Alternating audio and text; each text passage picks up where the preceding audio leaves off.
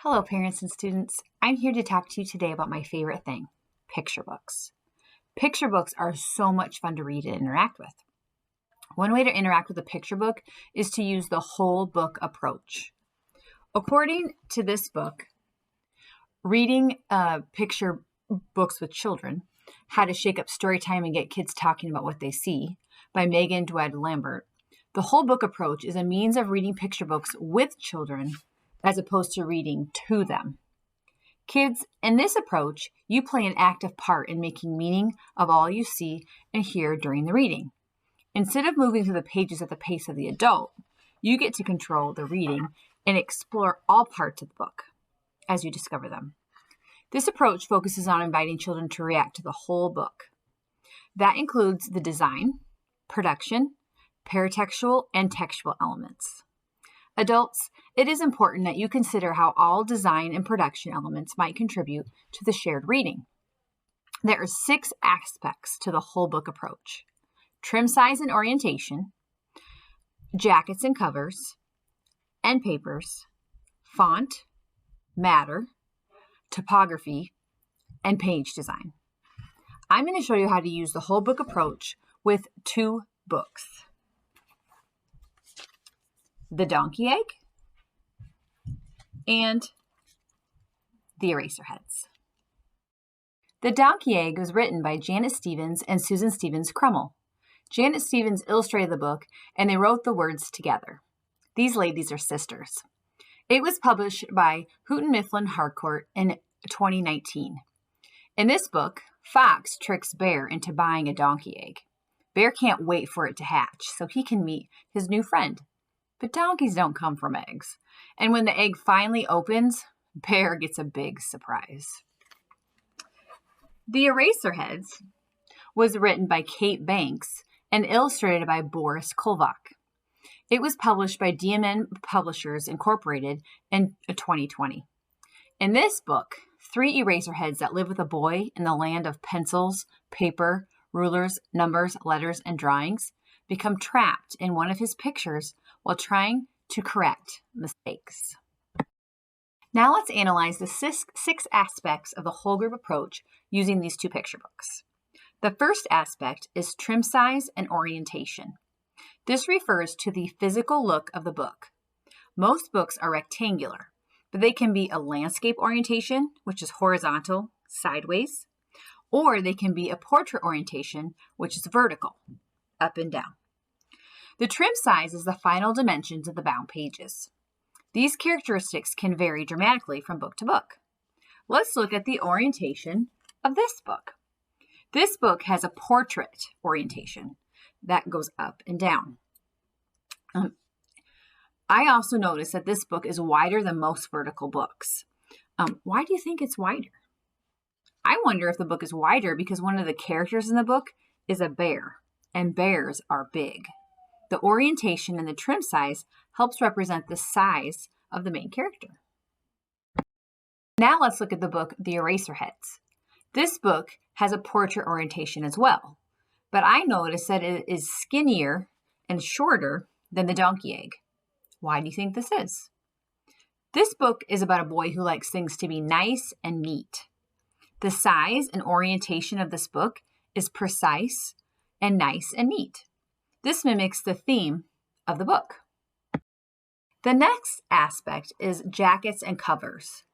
Looking at the jacket and cover gives us ideas about what is going to happen in the book.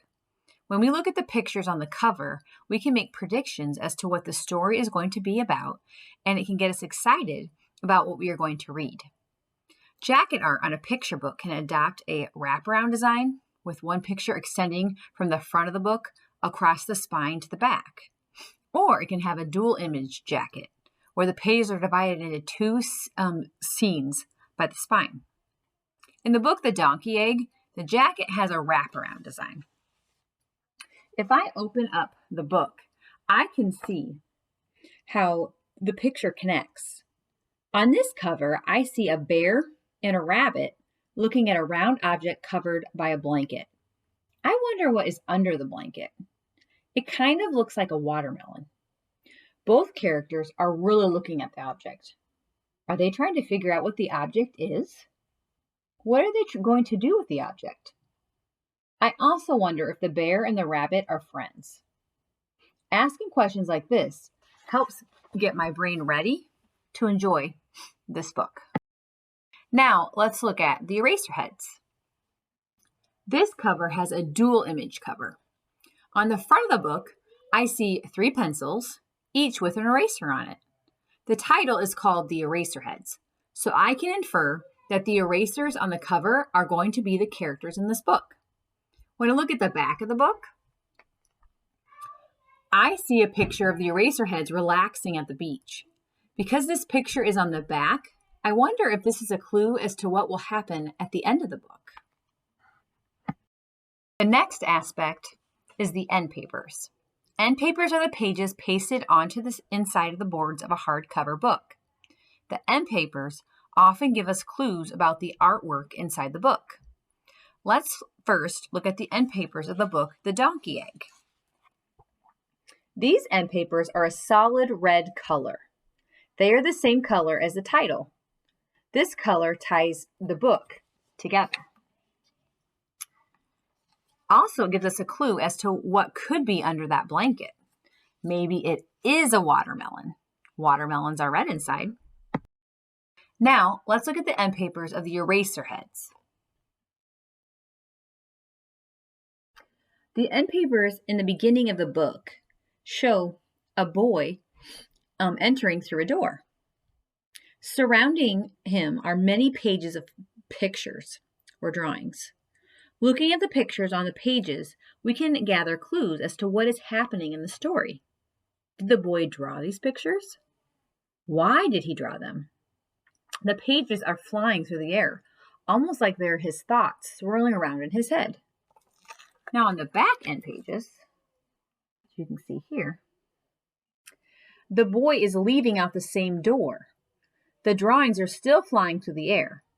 The boy is leaving, so this shows us that the story is over. Now let's look at the front matter. The front matter is everything between the cover and page 1 where the story begins. It is often skipped over, but it contains important information that is part of the story. Let's look at the front matter in The Donkey Egg. First, we have the title page. On this page, we see the same object covered with a blanket that we saw on the cover. As I look at this, I start to think about the object. What is it? Why is it there? And why is it covered up? Could it be a donkey egg? These are all questions that help me think about the book and get my mind ready to understand what is happening as I read. Now let's go to the next page.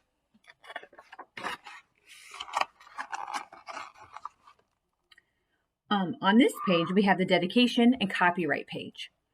I see a picture of a house, and sitting on the front porch is Bear. I notice that the house is run down and needs some repair. I can infer that this house belongs to a bear because he is sitting outside of it. I wonder why his house is in need of repair. On the next page, the author introduces the characters. The word starring tells us that the picture drawn here are the characters that are starring in the book. I like how the characters are drawn inside the stars. Each character has a short description of each character. This helps me get an idea of who the characters are and what they are like. I can start to form ideas on what the characters will do in the story. Now let's look at the front matter in the Eraserheads. On the left side of the book, I see the dedication and copyright page. I like how the dedication is written on a page of torn paper attached with tape. On the right side of the page is the title page. On this page, I see a sketchbook, pencil, and the 3 Eraserheads. As I see this, I get the idea that this book is going to be about someone writing, and figure that the Eraserheads will help out. I also like how the sketchbook is facing the other way, as if someone is facing it and has just written in it. That is why the title is upside down. It makes you think about who could be writing in the sketchbook.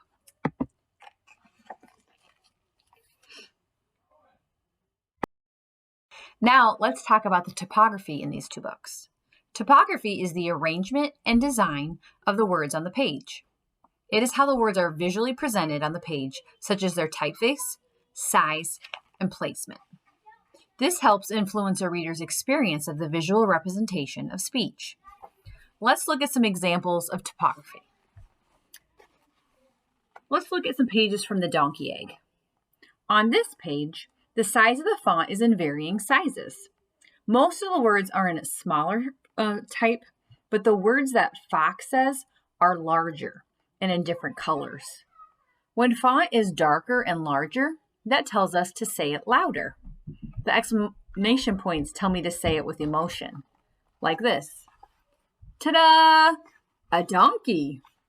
Or, and voila, a donkey. On this page, words are spread out instead of in a line, so they can label the picture of each animal. Chicken, dinosaur, platypus, alligator. This is visually pleasing to the eye and helps keep the attention of the reader.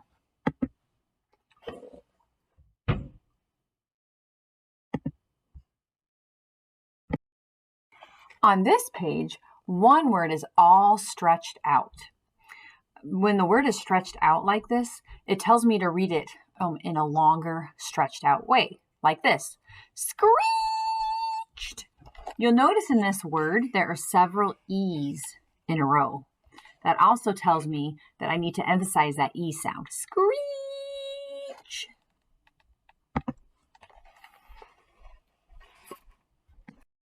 Now let's get the topography in the eraser heads.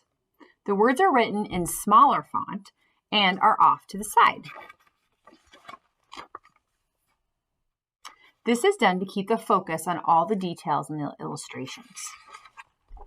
On this page, there are words on the sketchbook.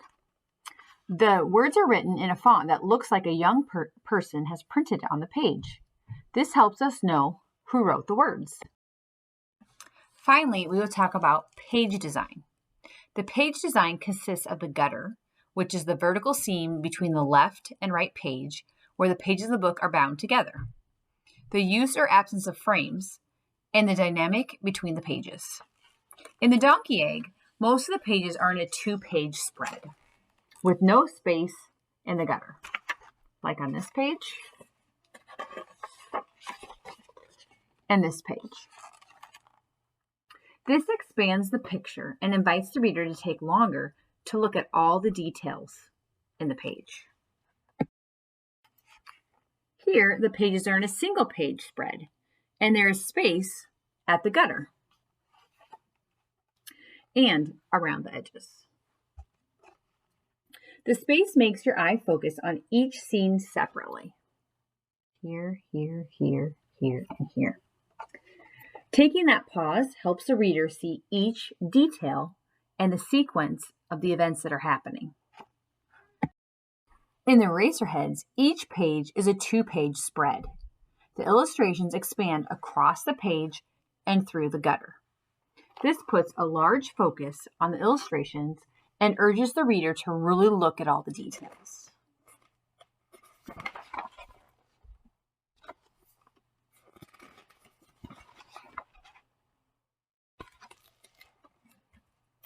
This is all 6 elements of the whole book approach. I hope you learned something from this video and are excited about picking up a picture book and experiencing all these aspects together. It is important to slow down and really enjoy the whole book.